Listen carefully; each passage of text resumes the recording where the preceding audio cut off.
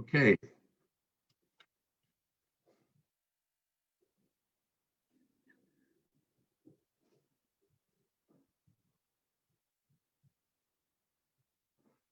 Okay, hello everyone.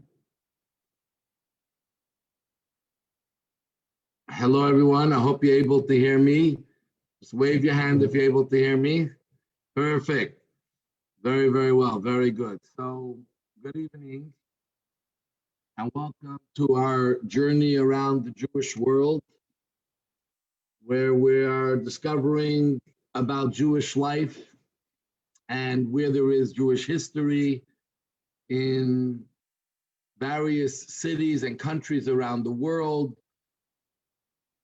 We are not going to really be featuring Montreal, New York, Miami, Los Angeles, Chicago, London, other cities that are very Jewish and established communities. We are going to be mostly doing places that are a little bit off the beaten track, places that you may not imagine that there's a Jewish community there. We've had last week Singapore, and to hear about not only there's a Jewish community and thriving, but as well that there's a bit of a history to the Jewish community going back a few hundred years. The week before we had Hawaii, where people know about Hawaii as a tourist place, but not that there's community and and Judaism is happening there as well, and its makeup. This week we are going to be discovering about UAE and Dubai.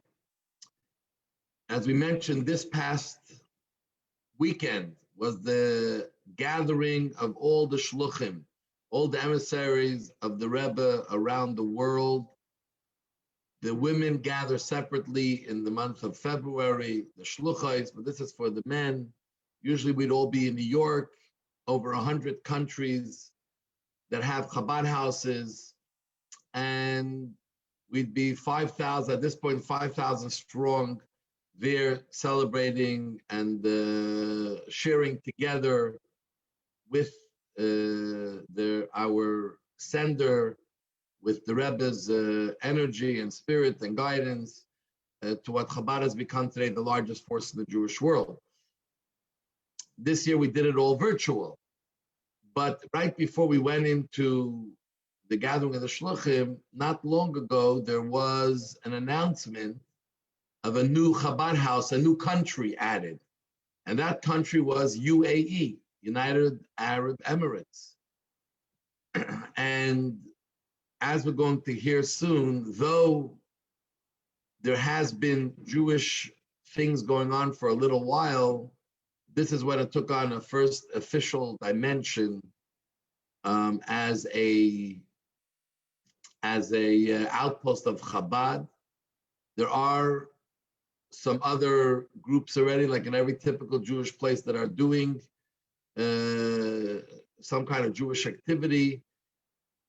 But as we will hear soon, it's the young Chabad rabbi who's basically been doing Judaism for a while. Before we get started, I want to show you two brief videos. When I show you the video, you will not be able to hear me. I'm going to show you two brief videos. One is a 1-minute video, just to take you a little bit about today's current Jewish center in Dubai, one of the two main cities in the United Arab Emirates, and where's the most active Jewish life going on. So, everyone, please bear with me.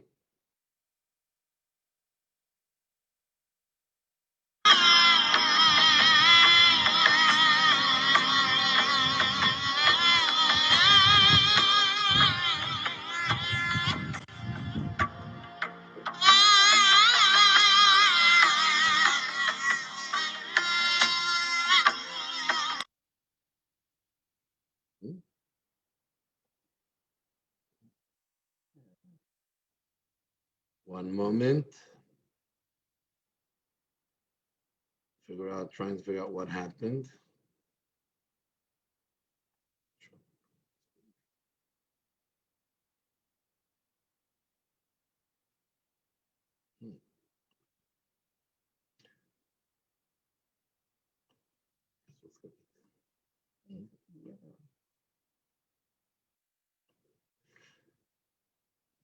Sorry, I don't know what happened.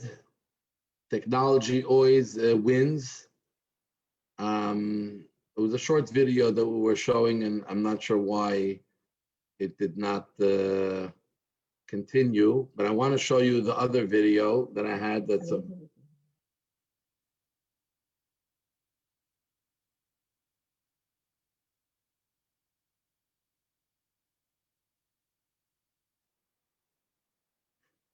I'm not sure why the video stopped playing. It was a short video. You just saw a little bit of the entrance of the Jewish center there.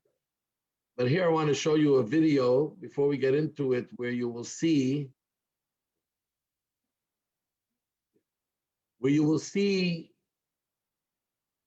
how a Jewish community in an Arab country, and you'll just get a feel for the Jewish community in an Arab country. What's that type of relation?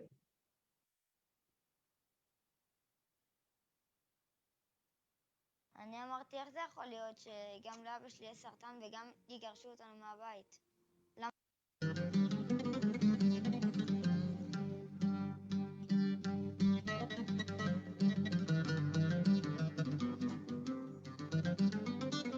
הנותן תשועה למלכים וממשלה לנסיכים,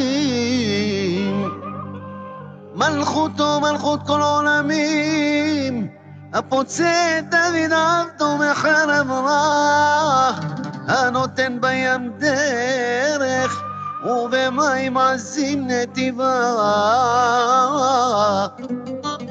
הוא יברך וישמור וינצור ויעזור, וירומם ויגדל וינשא למעלה את נשיא איחוד האמירויות כבוד שייח' חליפה בן זאיד אל נהיאן, וסגנו של דובאי השייח' מוחמד בן ראשיד אל מכתום, וכל שליטי שער האמירויות ונסיכי הכתר שלהם, מלך מלכי המלכים ברחמיו יחיה וישמרן, ומכל צרה ויקום ונזק יצילם, ויד ברמים תחת רגליהם, ויפיל שונאיהם לפניהם, ובכל אשר יפנו יצליחו. מלך מלכי המלכים ברחמיו ייתן בליבם, ובלב כל יועציהם ושריהם רחמנות לעשות טובה עמנו,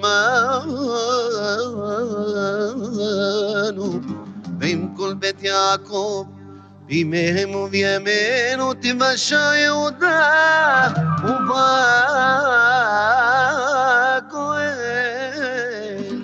יהי רצון שמלך מלכי המלכים יברך את המפקד העליון של כוחות הביטחון איחוד האמירויות שייח' חליפה בן זאיד אל נהיאן, את סגנו שייח' מוחמד בן זאיד אל נהיאן,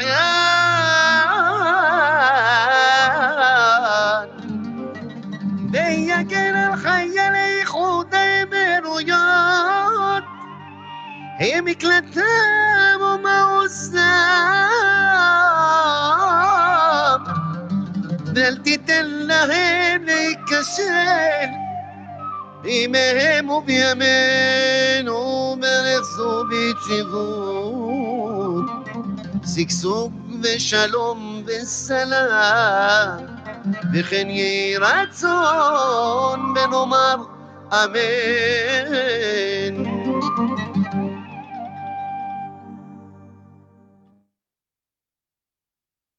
So, a little feel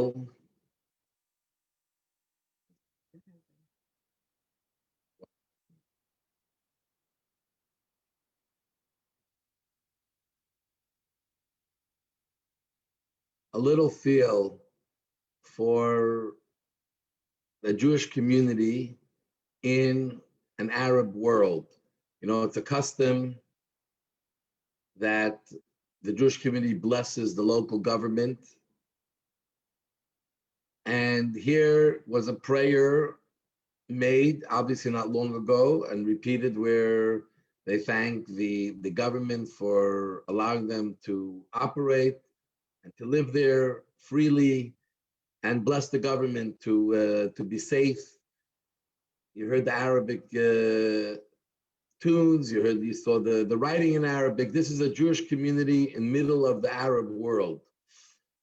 So very fascinating. There are Jewish communities in various Arab countries.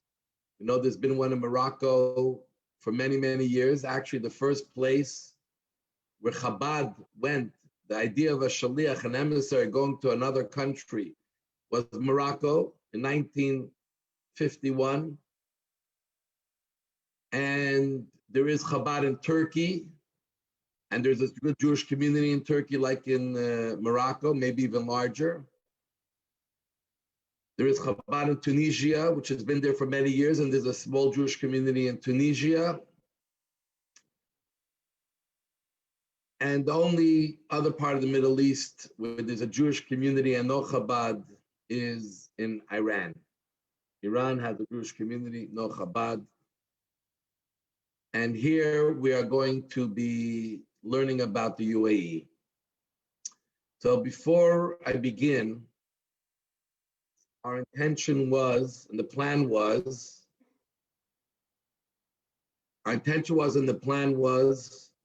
as we are, the general way we're doing is that we run we have as our guest the rabbi of the country and a live interview. That was the plan for here as well. But UAE is a 9-hour difference from us to the UAE. And just the other day, the rabbi called me and said that something came up, that he has a very important thing in the morning, Thursday morning, his time. It will be very hard for him to wake up in the middle of the night to be able to do a live interview. So this morning, we ended up doing an interview, which I'm going to play for you here.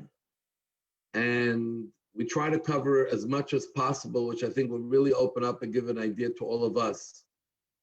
Meet the rabbi himself, Rabbi Levi Duchman, and to understand and hear what is life there. It was incredible for me to listen and know. I thought I know so much, and I see how little I know of what's going on around, especially in a place like this. I want to give you all that chance.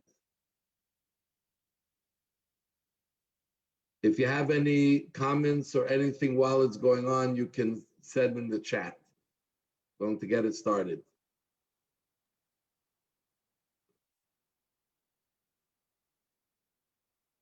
Hello, Rabbi Levi Duchman. Hello, how are you? Baruch Hashem, thank God. It's an honor and pleasure to have you as a guest on our series of Journey Around the Jewish World. And we are coming to tonight to a place which is unknown to many of us. Very few people have been there. Some people may have been at the airport, but very few people have been in the UAE, on the ground. And now to be talking to the leader of the Jewish community, the latest shliach added to the map of Chabad houses around the world, which was just announced after the peace treaty and right before the conference of the Chabad shluchim from around the world, which happened this weekend. So it's a great honor to have you here, and welcome. Perhaps. Thank you. It's a great honor and privilege to be with you and your community. I'm looking forward to a wonderful interview. Perhaps you can just tell us a little bit about yourself and how how long you've been. We know the peace treaty just happened not long ago, very recently, a few months ago. But how long have you been in the UAE, and how did you end up? How do you end up there? I first want to say a little introduction. I don't know if you're going to say it. Rabbi Levi Duchman comes from a very important Chabad family. His father leads the oldest Chabad charity, and it's probably the oldest charity in the world that's been running for over 200 years, Kol Chabad, feeding the poor in Israel, started by the first Chabad Rebbe, the Alter Rebbe. And the larger family is involved in many ways in the Rebbe's work, in many different facets. So it's a great honor to have you, and a great honor for you to have you as their leader. So maybe you want to tell us a little bit about yourself and how many years you are in UAE, and how did you end up there? Yes, so thank you very much for this great. Yes, so I'm from New York, from Brooklyn, New York. That's where I grew up. And from there, I studied in yeshiva, and I moved to Morocco, Casablanca, Morocco, where my sister and brother-in-law live. They're the Chabad Shluchim in Morocco. Interesting enough, the first shliach that the Rebbe sent was to Morocco many years ago. And since then, there were a few shluchim to Morocco, and the latest one to Morocco was my brother-in-law and sister. So I lived there for 3 years. And from Morocco, we were servicing the other Jewish communities in the region until I came to visit the UAE, and slowly got to meet the members of the community until we slowly continued to grow until I moved here about 6.5 years ago. So 6.5 years ago, you moved there, but you've been connected to the UAE before then as well. Yes, we've been connected for quite some time, and before me, there's been other Chabad Bachrim going to the UAE for quite some time. There's been Jews living here for many years, some 40 plus years already. Not for hundreds of years, but in the recent years, there's been more and more Jews living here. So these Jews, you say, going back to 40 years and 30 years and 20 years, how did they end up in the UAE, especially at the time when Arab and Israel relations were not in a very cordial way? How did they end up in the middle of the Arab world? And how did they have to hide their identity? Were they able to be known as Jews there? So the UAE is relatively a new country. So many of them that are living here for that long are either professors, teachers, doctors, some businessmen as well. The UAE is a very, very open society. It's a place of tolerance, coexistence. The founder of the UAE, Sheikh Zayed, which you call him the founding father, he was a man that really pushed tolerance, coexistence, and the leadership today, and His Highness Mohammed bin Zayed as well, really pushed this message. So no, there was never there wasn't, living as a proud Jew in the UAE was never an issue. Even prior to the Abrahamic Accord, you were able to be a proud Jew. We had we would celebrate all of the holidays, all the chagim here. So we really had everything, what we need. The UAE as well is very international. So the Jews here weren't necessarily from Israel. Jews lived here literally from all over the world. We have Jews living here from Australia, from Europe, the UK, America, Canada, literally everywhere. So it's quite an international community, not only the wider community, but the Jewish community as well. Very interesting. We actually had two people we got to know who spent some time on a trip with us that we did, who spent Purim, not this past year, but the year before, the year before COVID. And they were describing to us an incredible celebration. This is way before the Abraham Accords. Incredible celebration of 150 people. And it was, they couldn't stop talking about how they were in Dubai and the type of celebration they had. How many cities, or, I know UAE is broken up into little city-states, I believe. How many? Emirates, it's called. Emirates. United Arab Emirates. Yes. How many Emirates are there, and how many of them have Jews? So there's Jews in probably most of the Emirates, if not all of the Emirates. Some of the Emirates are larger, some of them smaller. The capital is Abu Dhabi. Then you have Dubai, you have Sharjah, Ajman, Ras Al Khaimah, Al Quwain, Fujairah. So you have 7 Emirates here. And we have, like I mentioned before, probably Jews living in other one. On all of them, the most active community today is probably the community in Dubai. And then, of course, in Abu Dhabi as well, we have quite an active community as well there. Wow, incredible. That's incredible. So you say a lot of the people who were coming there were professionals.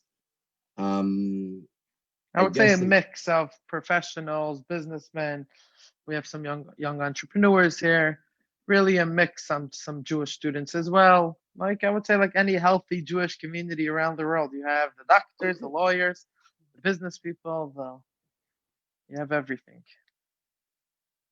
You know, it's interesting. When I was active in the e-commerce business, we were building our company, ice.com. It's going back about 15 years ago. I was invited to Dubai to present at a conference, but we weren't sure if it was that safe to go at that time, especially someone with a beard and yarmulke, and I opted not to go. Many people discouraged me to go, even though I wanted to go. You're walking in the streets already 6 years with a beard and the full garb. Have you always felt comfortable presenting yourself as you are in the streets, or there's a difference from before the Abrahamic Accords and after? So I've always felt very comfortable being a proud Jew in the UAE and walked around, always being proud. Of course, since the Abrahamic Accord, we're more open and there's, I would say, more pride or more openness. But even before the Abrahamic Accord, there was never any issues.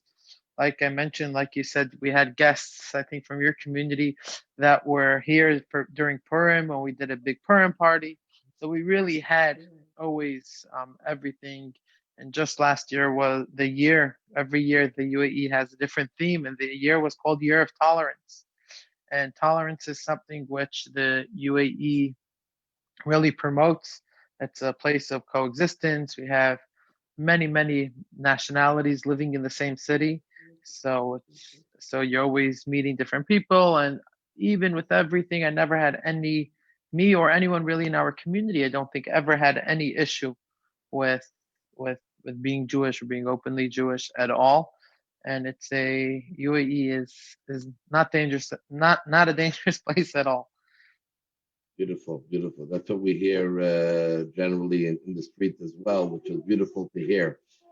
So what is the community comprised of today? Is it families? Are there children? Is there an infrastructure built already or starting to be built, like you expect in any community, with a community center, and a school or a daycare, and et cetera, et cetera? So I must say, after being here for 6 years and really working together with the community and the community leaders, we, Baruch Hashem, managed to build a beautiful Jewish infrastructure here. We have a beautiful Talmud Torah. We have a nursery. We have a few shuls in Dubai already. We have our own kosher shechita. So we have a kosher slaughterhouse in Abu Dhabi, in Al Ain, which we have local kosher chicken. We have a kosher restaurant in the Burj Khalifa. The Burj Khalifa is the world's tallest building. So there's quite a strong infrastructure here, Jewish infrastructure, which we managed to build, and we've built it pretty much on time, because right now the influx of visitors, of Jewish tourists since the Abrahamic Accord is just unbelievable. So I would say we for the past few years we did have a minyan every Shabbat, but during the week we would usually only make one on Rosh Chodesh, or if someone has to say Kaddish. But believe it or not, now we have a minyan every day. Every morning we have a minyan. Probably in the past 3-4 weeks, never less than 25 men joining the minyan, the weekday minyan. So some people tell me it's bigger than their minyan that they have back home. So it's It's quite Wow. it's quite vibrant and quite exciting. This past Shabbos, I think we had 5 minyanim around the city, so it's pretty incredible to see the growth.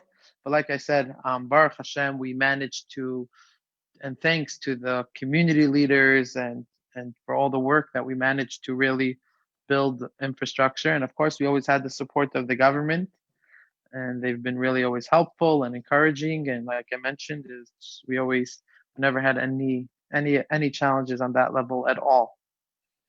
So to pick up on that point where you said I want to get back to about the several shuls you say, but the support from the government is the government support, and I guess the government there starts from the top down, the king down, is the government support where they allow you to operate and freely, etc., or they're interested to see the Jewish community build and succeed, and it's something that they take an interest in its success.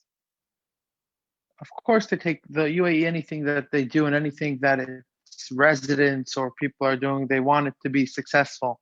We don't do anything halfway. They want everything to be the gold standard. So of course they would like to see the Jewish community flourish, the Jewish community to succeed.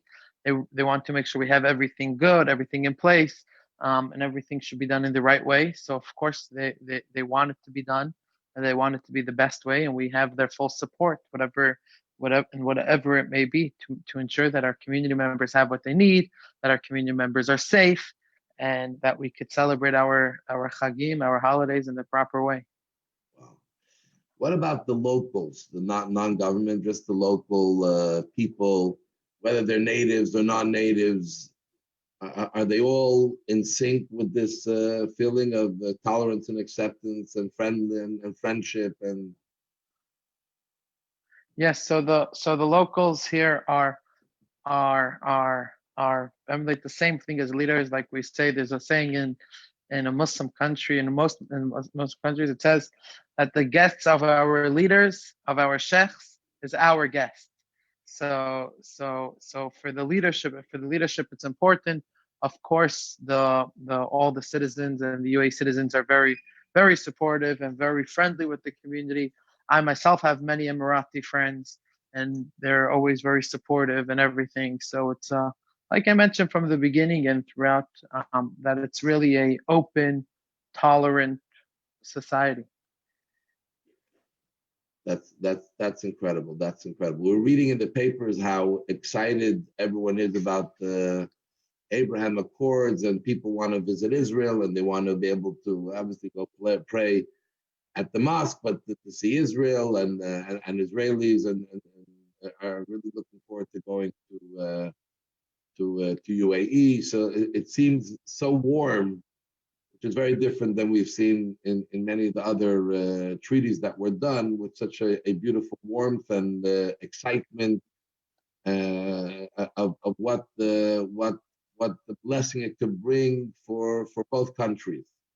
Is that what you feel you hear and you feel there on the ground? Yes, of course.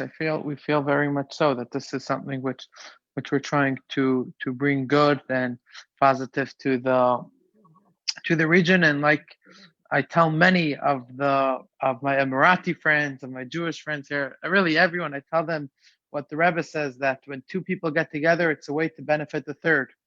And through the UAE and Israel coming together, the things that we share and that we could learn from each other, it could really benefit our neighbors, and to continue with the actually the vision of the UAE as well, to be a light and a beacon of light on our neighbors.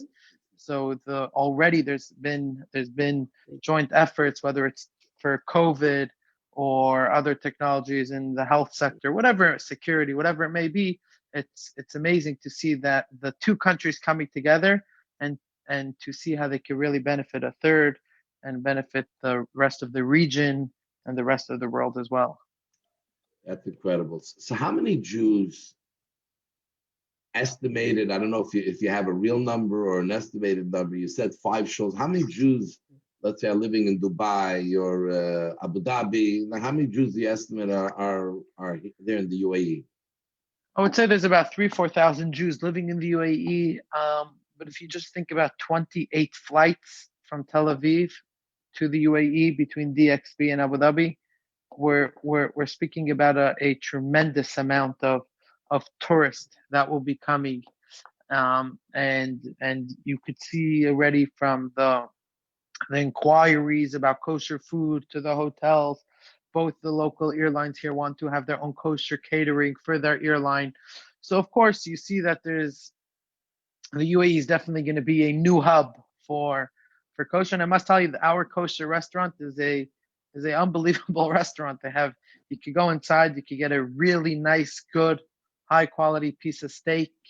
Order a good steak. You could have a good glatt kosher, really good meal, probably from the best kosher restaurants. And I do think one day the UAE will be the home to the world's best kosher restaurants. So this is something which no one would ever imagine when I moved here 6 years ago. I was settling for tuna in cans. No, I'm kidding, but to be able to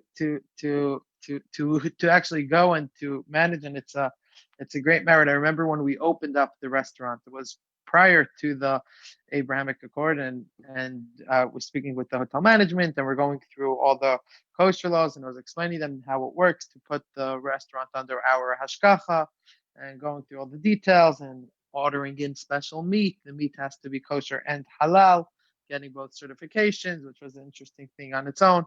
So it was very interesting, and the whole time I was thinking, wow, did we ever imagine that we would manage to make a kosher restaurant here in downtown Dubai in the Burj Khalifa? And now it's what's the most shocking of everything is our restaurant is packed. There's people calling me, Rabbi, do you have any connections? Could you please get us a table? So this is something that we also never would have imagined. That is incredible. What about the other kosher food? For people who live there to be able to get hold of kosher food, whether it's meat or dairy or packed goods, etc. Are those things also available? Yes. So you really have everything available. And it was interesting when I was in Washington by the signing of the Abrahamic Accord. So I was invited to go to represent the Jewish community. So over there, I met with some of the large kosher food exporters, and they're asking me about how does it work?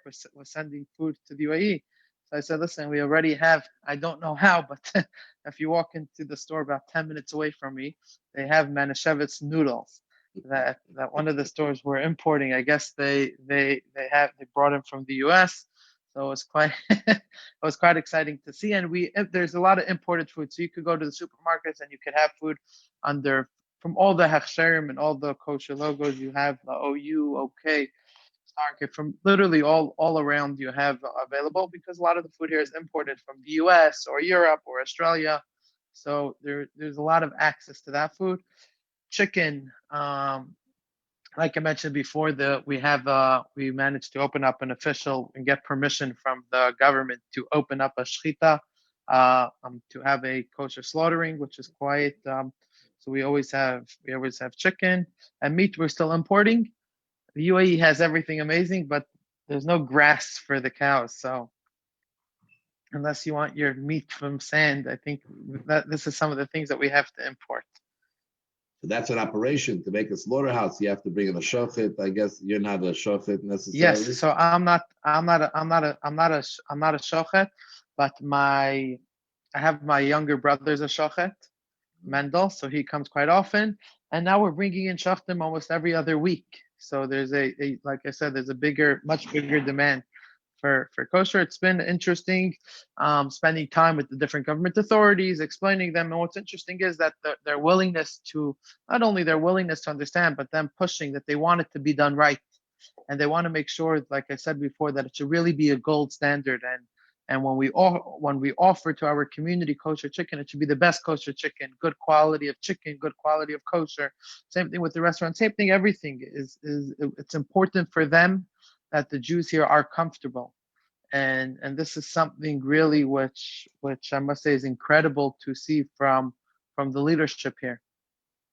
That is unbelievable. So you said you have 5 synagogues.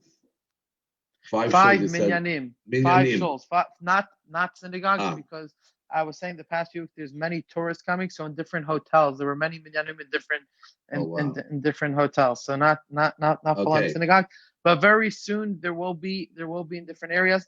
Dubai sounds like one small shtetl, one small city, but to get from one side to the other, there could be 40 kilometers away from each other, or 35 kilometers. So naturally, you have Jews living in different areas, and some people living by the beach, some people living more in the city, some people living more in the suburbs. So of course, there's different areas where people go pray, but we do have large events for Chagim where all the Jews gather together, like we had for Purim, and now during COVID. We do separate still. We don't make large events anymore, but of course we will when everything clears up. We will.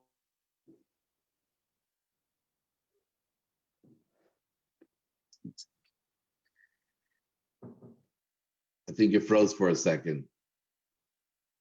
Yeah, sorry. I don't know where I froze. Yeah, you said you will after COVID. You will. We will continue making larger events and bringing everyone together during the week, during the Chagim as well. So where's your center where you're running out of, and we see pictures of it, etc. Where's that center? That is in an area called Al Wasl. It's right off Sheikh Zayed Road, right across from the Burj Khalifa. So you could really see the center of Dubai, and as well, we have now a lot of activities in Abu Dhabi as well. How far is Abu Dhabi from? About 1 hour drive, 1.5 hour drive from each other, from Dubai to Abu Dhabi. So you're able depending where you're going from where. I would say point to point, maybe 1 hour. So the Jewish community that's forming there, you said several thousand. Are they very transient? Do you see people coming for a few years, trying their hand in a profession or in business, and then moving on? Or are there people who are really looking to take root, to settle down, and to build a life there and create a community and create, a real long-term situation? So most naturally, Dubai is transient. So you'll have employees coming for 5 years, 10 years. But I feel that because of our community and thanks to our community, people get comfortable here. People start enjoying the community. They make new friends. We get to know each other. We become friendly. So them being in Dubai starts all of a sudden to be they're not only here for their work, they're here for the community. And what was interesting in the beginning when I first moved here, when it came to the Chagim, people would say, "Oh, it's Rosh Hashanah and Yom Kippur. I'm going to go home, spend the time with the family." But now people's like, "Okay, I got to make sure to be with their new family, with the Dubai, with our community during Rosh Hashanah, during Yom Kippur." People don't want to go home to their family. They want to stay here, and I feel that we've managed to really build a nice sense of community. And I think this is really what's special about community all around the world, and what's special about Jewish communities, that it becomes a bigger family. So people where they live, they have their shul, they have their rabbi, they have their friends, they have the people in shul they like to sit near, they have the people in the shul that they don't like to sit near. So it becomes an important part of their life. And I feel that this is the same thing here in Dubai, in the UAE. And we find that from when I first moved here, people would leave, but now people have FOMO. They're not leaving. So even if their job is something they have to change their job, they're like, okay, we're looking for a new job. It's not like, okay, we'll go back home. So this is something as well, which I've seen the change. So I think the average, I don't know if you want to call it shelf life or the average term that people would stay, definitely extended. Especially those which associate themselves with the community. We have a very nice community, young community, vibrant community. We have many social events, so people come part, and like I said, they really become part of the family. Yeah, a new dynamic. That's incredible. That's what in our Chabad, where Montreal is a big city, but people feel that sense of family. I imagine in Dubai, where no one really has their own family there. This takes on a whole new level of importance. Yes, 100%. Is there any cross mix between Dubai and Abu Dhabi, or really they're two different worlds? Each group of people have their own dynamic, or really because it's all part of the Emirates, there's a lot of mixing that would happen. So it's a very good question. So one could think that the whole Gulf is one place. One could think the whole Middle East is one region. Some could say the whole Gulf. So I guess the deeper you go, the differences you'll see. So between Dubai and Abu Dhabi, there are different families ruling. So in Abu Dhabi, you have the Al Nahyan family, which they are the rulers of the entire UAE. And then each emirate has the ruling family. So in Dubai, you have the Al Maktoum family, Sheikh Mohammed bin Rashid Al Maktoum. He's the ruler of Dubai. So I would say that we all have the same values, the values of tolerance, the values of coexistence, respect, the same we all same founding father, Sheikh Zayed. If you go deeper, and you do see differences within sometimes you can see differences between the Emiratis, within the tribes. In Dubai itself, you could see difference. You could see the difference is between some of the families that are from an area called Dubai and from Dera. It's almost like asking, are all New Yorkers the same? And then you go and you see, you could have New Yorkers well, they're from Brooklyn. And then in Brooklyn, you ask people, everyone from Brooklyn the same? No, you say you have East Flatbush, you have Flatbush, you have this area. So I would say it's the same anywhere in the world you travel. The deeper you go, the more differences you will see. So I would say the same thing applies. The same thing applies between the different emirates, or between the different, you would call mintaka, or the proper Arabic word is farijna, farij, like the different neighborhoods, the different areas. I've seen some clips where you speak Arabic very well. Is that something you learned lately, or when you were in Morocco, or when you started to go to Dubai?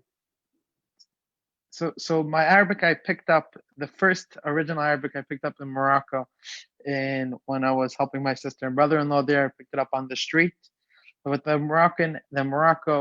Arabic in Morocco is very different.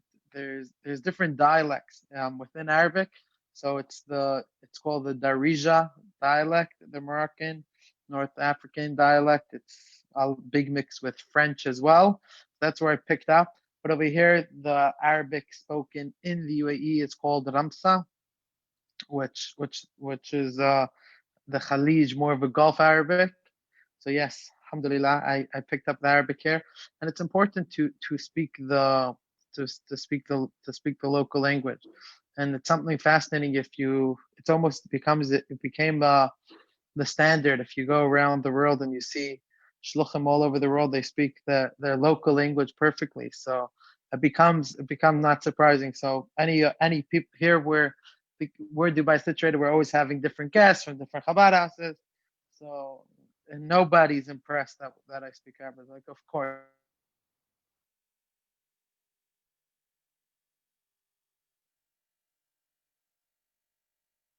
When you move to a new country and you quote unquote set up shop and you work, it's important to speak the language and to really offer a service. And I was discussing actually with an Emirati friend, explaining them what does it mean coming from a Chabad family, explaining the dynamics of Chabad.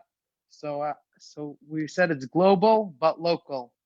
So we're really a very, very global in over 100 countries, but we're local. At the end of the day, we service very much the local from within, from within. And this is something which I must say, Baruch Hashem, when someone comes to the community, they feel like they're part of a local community. They feel like they're part of a Dubai community, not just international.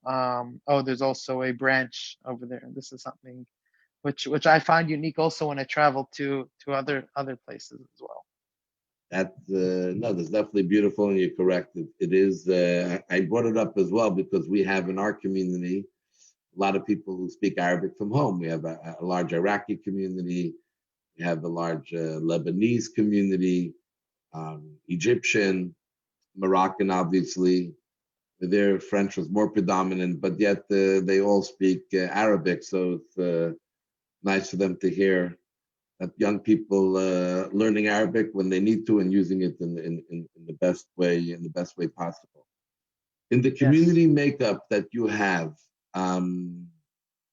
is there? I guess it's a mixture. People coming from all over: the Sfard, Ashkenaz, religious, less religious. It must be like a hodgepodge of a lot of different backgrounds. Yes. So you really have from all backgrounds. Like I mentioned in the beginning, you have Ashkenazic, Sephardic. Within the Sephardic, you have Tunisian, Moroccan, Algerian, from Libya, Iraq, some Persian, from all backgrounds. We're a big mix of a chalent, schena, dafina, everything together. So we end up coming out with something called Nusach Dubai. So it's just a nice flavor. mix.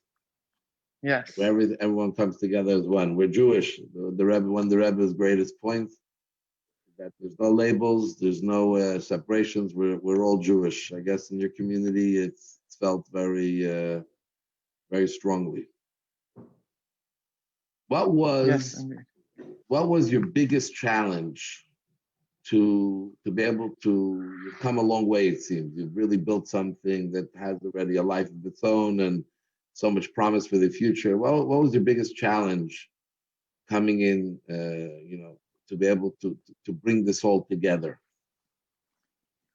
I don't look at things as challenges. I would say what was the greatest opportunity, and I think life is about opportunities more about challenges. And I think in general the whole idea of having this opportunity to come here, yes, it comes naturally with its challenges, but it's the biggest picture. It's the bigger picture of coming here and to have the opportunity to first of all to create Jewish life from almost from scratch, something which when I grew up in Crown Heights in New York, if you are hungry, you want to go to the store, you have a kosher restaurant, you have things around, you have a community, and to come to a place which is a desert, and a desert of Judaism, where there's no minyan on Shabbat unless you make the minyan, where there's no kosher food unless you work on it, and you can't take anything for granted, and to really have this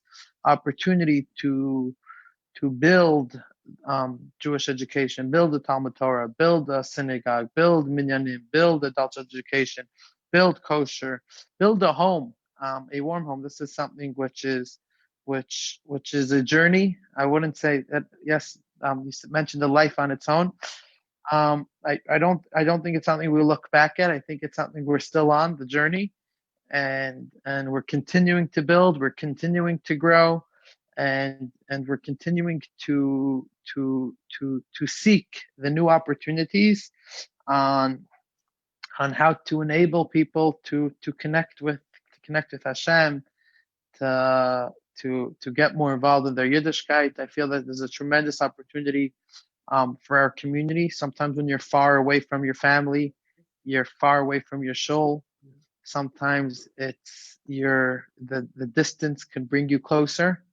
And so we have people that are thirsty. We have neshamas that are thirsty, and it's amazing to see when the neshamas come and people come and engage with their Yiddishkeit and go out of their way to come for a Shabbat meal, to go out of their way to do another mitzvah, to go out of their way to become closer is something which we don't take for granted, and it's amazing to see, to experience, and to have the opportunity to lead the congregation here in the UAE in that way. So I invite everyone from your community, you said, to please come and visit us here in the UAE. It's a fantastic place. We have good food, good ambiance, nice shul, nice places to visit. It's like we say, it's good for the body, good for the soul, and we look forward to meeting everyone on this call, not only via this call, but actually visiting you guys in person and coming to the UAE and really experiencing for yourself this amazing country and seeing the community. We're, like I mentioned, we're new, so you're not going to find any kivrei tzaddikim or any old Jewish heritage, but you'll see something new, something fresh, and something which is like which will which is yeah. I'm sure this is all thanks to your spirit, your ambition.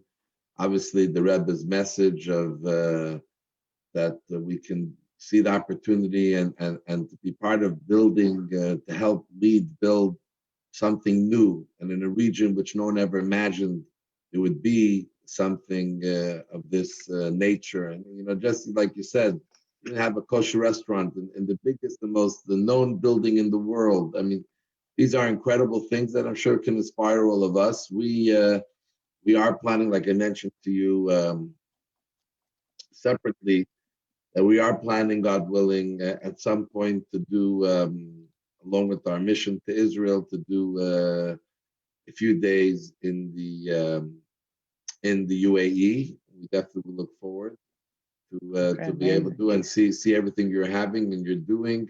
Where would someone go? If someone wants to go to UAE, plan a trip, where would they go to find out the hotels that offer kosher and where you are, if they're going to be there for Shabbos for shul and just to see? Where could they go and find all this information?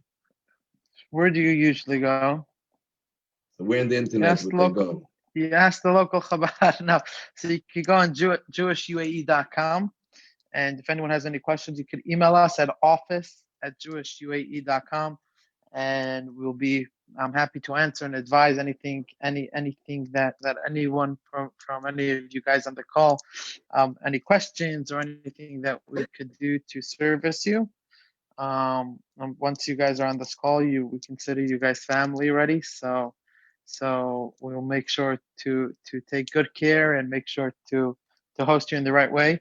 Looking forward to hosting you, and I'm looking forward, Rabbi, for you to come and to address our congregation here as well. I'm sure people will really like to hear as well what's going on your neck of the woods, you say back home. And yes, and hopefully we will meet together very, very soon. God willing, we shall meet together in health, in good health, get past this COVID, which I'm sure is affecting there as well, maybe less than here, and lots of success in what you're doing and in your growth, exponential growth, and a lot of exciting things ahead. To give the Rebbe a lot of nachas for all of the great work that you're doing. If you want to just say a few parting words, we thank you very, very much. You're young and look like you're planning big things ahead, and we all wish you lots of hatzlacha. Is there any parting words you want to say before we thank you again for spending the time with us and giving us a sense of the world of UAE, the newest Jewish community or country building up? So thank you again for this great opportunity. It's really nice to meet you guys over this call. Like I mentioned, looking forward to meeting you in person. And just the parting words is really the message which I've been reiterating the entire time during this call.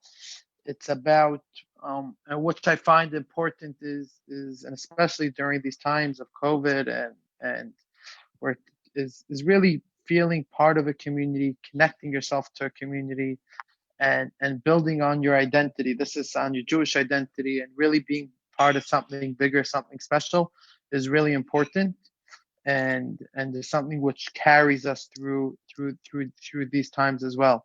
So to have this opportunity so it's my pleasure to share with you guys the opportunity and what's happening here in the UAE, but hearing it from me is not enough. You guys really have to come see.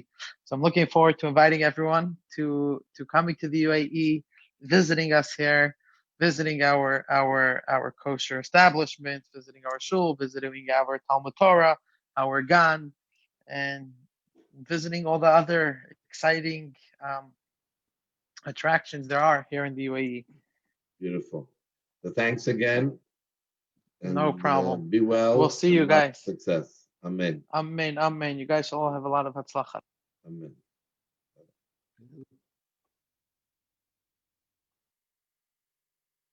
Hello, everyone.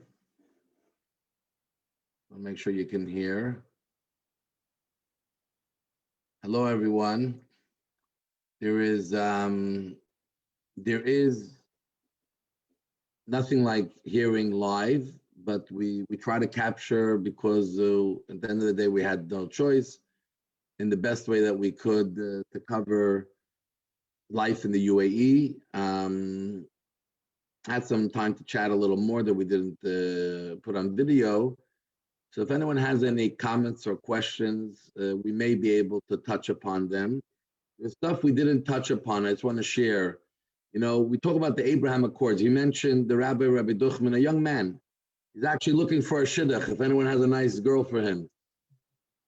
He's very young. He's in his 20s.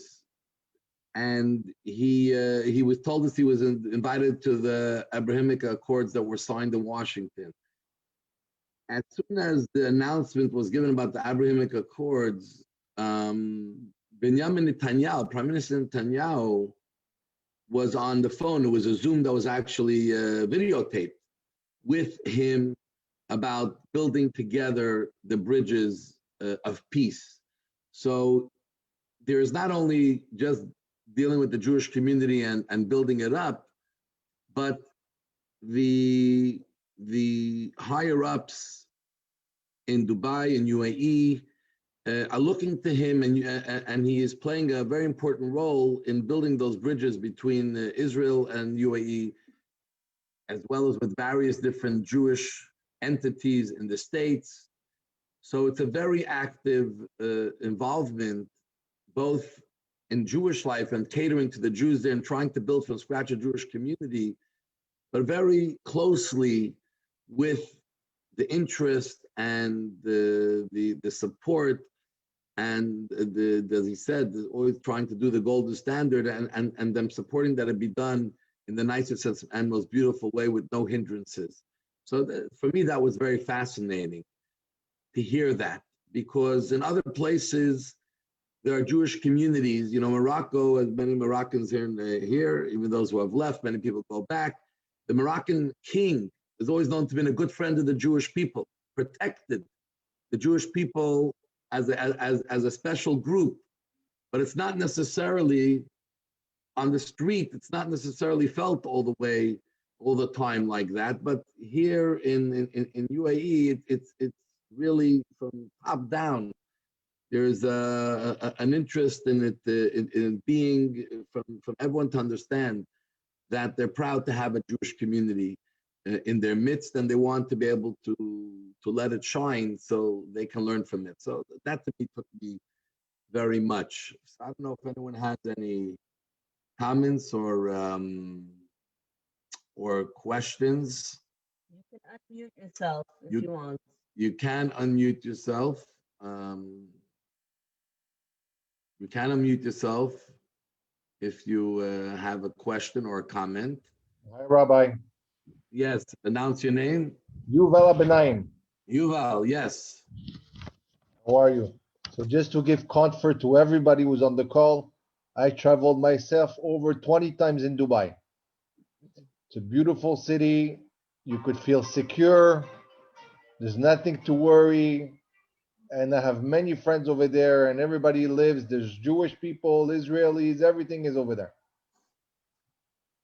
Great to hear. But now you know when you go back, kosher Yeah, food. kosher. That was always my problem, I have to say.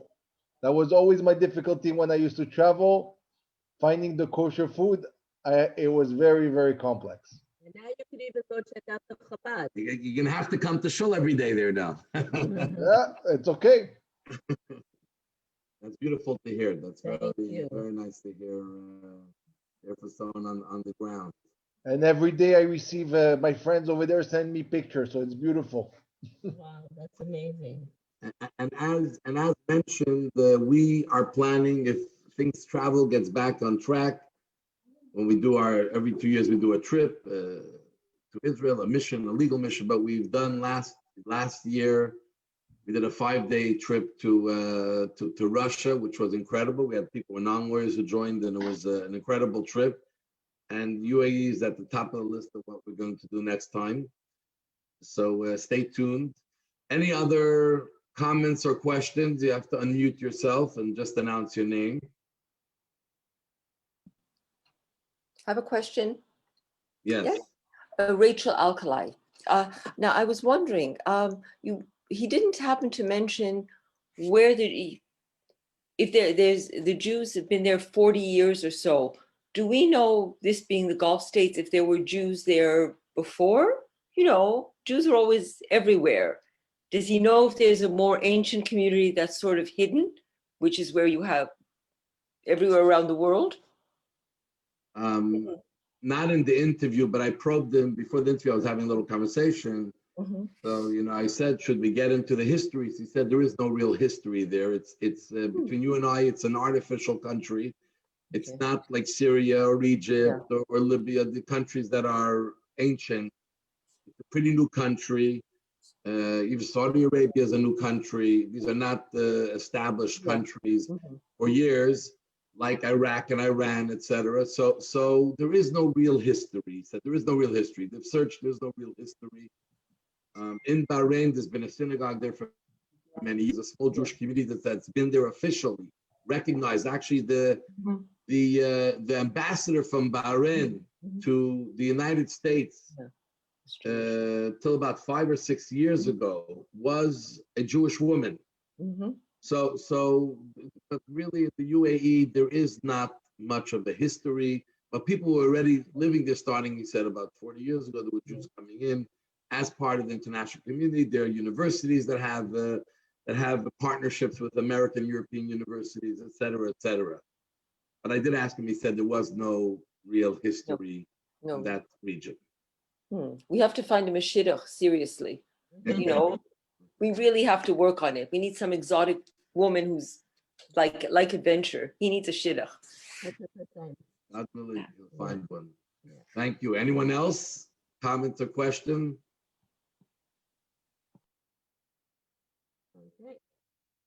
Okay.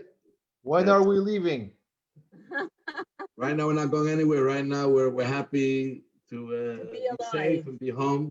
I do want to end off that next week, God willing, we're traveling back to the United States, and we're going to learn about the Jewish community in Salt Lake City, Utah, LDS country or Mormon country.